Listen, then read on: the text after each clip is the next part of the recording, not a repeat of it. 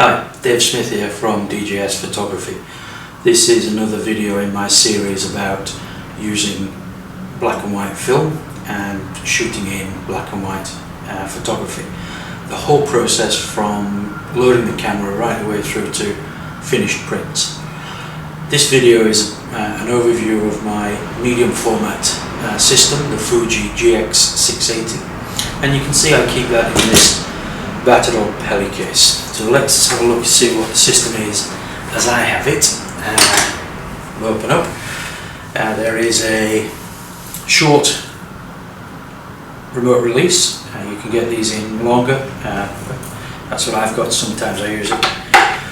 The pouch here has spare cassette. There's not really much to show. I will show how to load that in a subsequent video, and I would normally have that loaded if I'm going out shooting, but today is a pretty dismal rainy day here in Brussels, so I'm here making videos instead.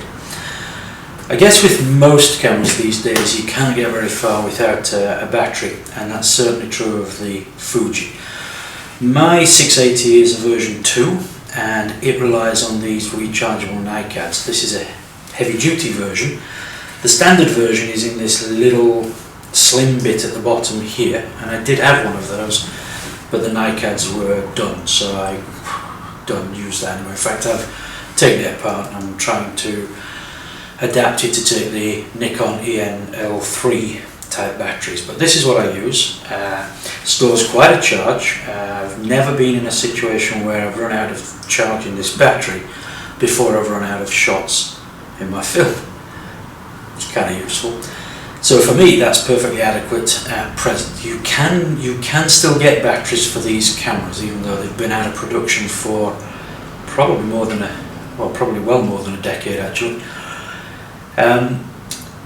Those are available from Camera Doctor in Germany and they're not cheap. You can also get these pieces here, which are empty boxes to take AA batteries. For an empty box they are a frightening price, around £100 I would say, but this is good enough for me for now, and that's what I use. That brings me to lenses. I have the 135, this is the EBC version. I think that's to do with the coating, the nature of the coating on the front of the lens. You can get an EBC M version. I don't know what the specific difference is. The M's are slightly more expensive and I think they might be faster. These are 5.6 and perfectly usable.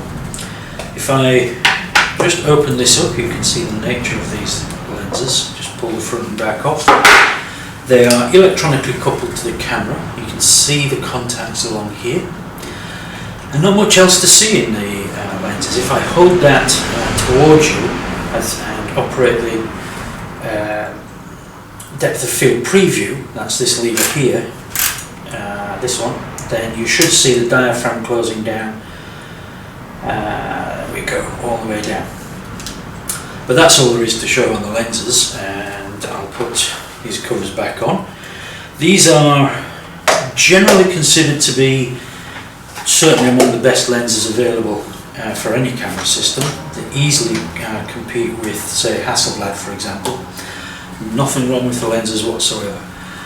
This is the 65mm version. This is a wide angle lens, much bigger, heavier lens, and suits my photography. I like the wide angle view, and this would be probably around 21 to 22 mils in 35mm format. The 135 that I just showed you is usually considered to be the standard for this system. Maybe 125, but I take that to be a standard, so equivalent to about your 50mm lens in a 35mm system. My third lens lives on the camera, and here's the monster itself. Very heavy. You're definitely not going trekking with this camera. Not very far anyway. This is the 100mm f4, and another sort of feature of my photography would be macro, so around 1:1. I like to really isolate my subjects in photography, and putting 100mm on the front of here, cranking this all the way out gets me pretty close. I can put extension rails on the front of here and get out even further. If I just wind this out a bit, you can see I've got the 4-pleat bag bellows, so this will crank out by quite a way. These extension rails are pretty difficult to find, but I do keep looking, because that would get me to probably 2:1 if I wanted. I tend to work sort of 1:1, but 2:1 I could get to with this lens. Also pretty good portrait lens, I find, even though that's on this format is probably very slightly under your 50mm. It's probably equivalent to about 40mm on a 35mm camera, but I don't like to be hampered by other people's sort of rules and regulations about things, and I like this for a portrait lens as well. So let me turn this around. This incidentally is where the battery would go on, and I will show you that again later on when we get into more detail of these cameras. Here's the camera back, not surprisingly at the back, and the cassette that I showed you earlier would go inside here. There is already one in there, and I'll show you that again later.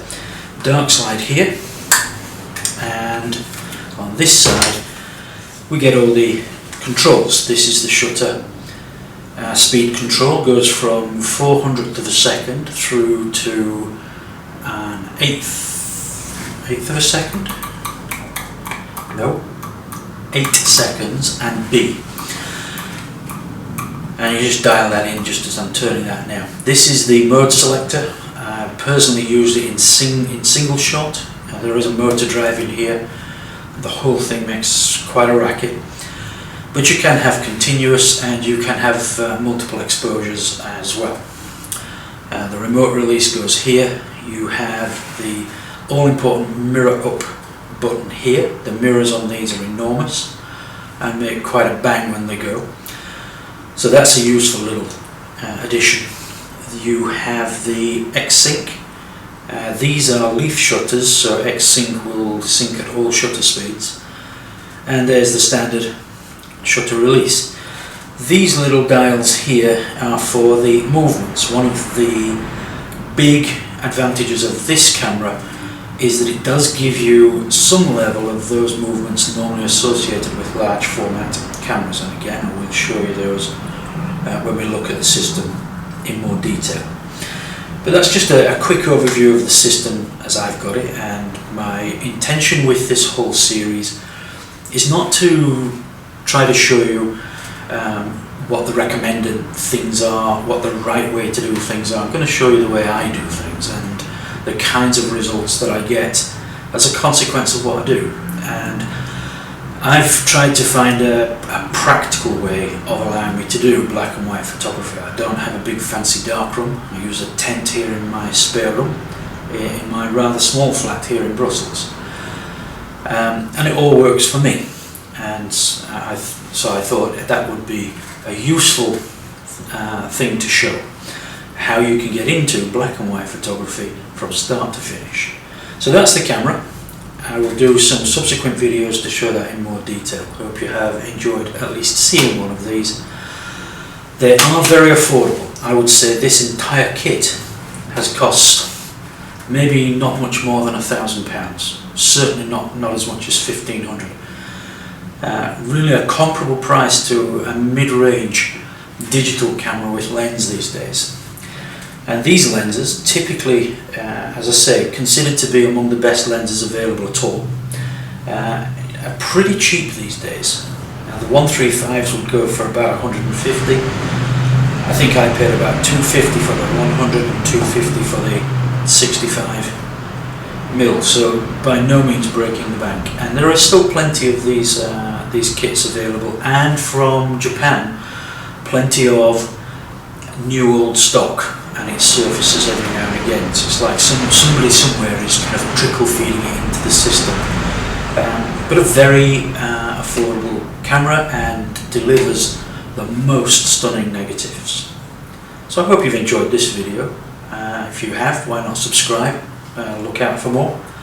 Bye for now.